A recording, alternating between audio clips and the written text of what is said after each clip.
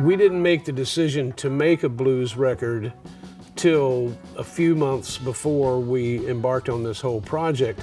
But in some ways, I've been preparing for this for years and years. I didn't know if it was going to be a mule record or a solo record or what, but I've been jotting down ideas about blues songs that I always wanted to cover and thinking about ways of twisting and turning them into different directions and how we would approach this and how we would approach that.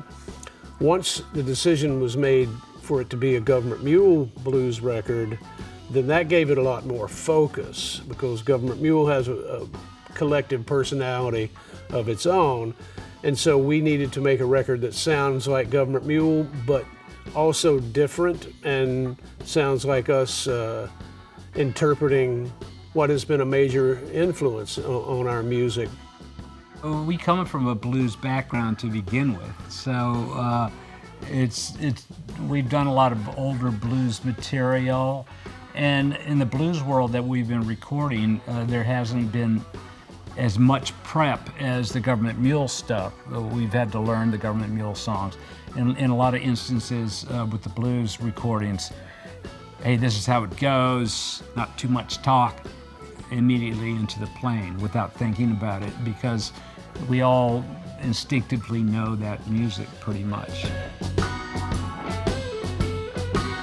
The blues project is a lot more throwdown.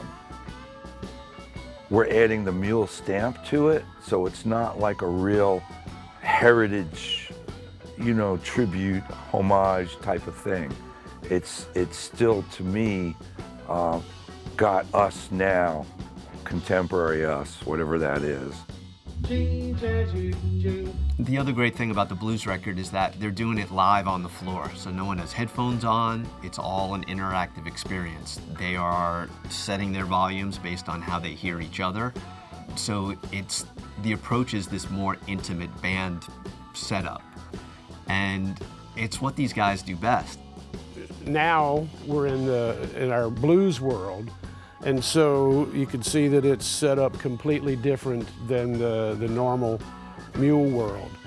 When we're recording the blues record, I'm singing through a little monitor. We're much more squeezed together, like we would be in a little club or something, which is great.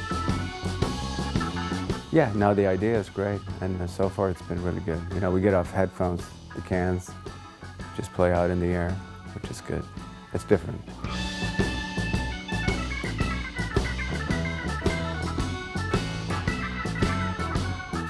Almost everything in here is older than me, and I'm not as young as I once was. But it's a good feeling to kind of come in and go, oh, I wonder what that Supro guitar is going to sound like, or that Bigsby guitar is going to sound like plugged into this little Les Paul Jr. amp. Star luck number 2. We're going to embark on some acoustic blues. Some of this stuff will make its way into that. This is an old Ampeg flip-top amp that so many records were made on in the 60s and 70s as well. That's the bass rig for the blues stuff.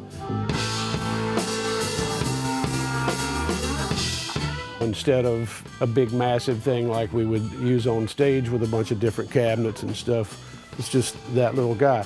And any of these little amps could be what I plug into for the song, you know. And it's just a nice alternative to modern recording. The majority of what Gov't Mule does is capture as much live as possible. But the blues stuff, it's 100% live.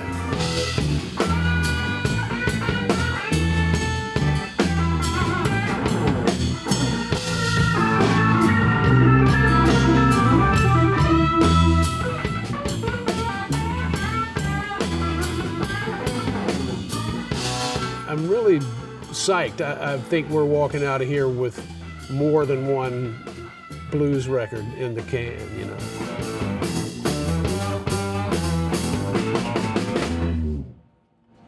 All right, between those, we gotta have something, right?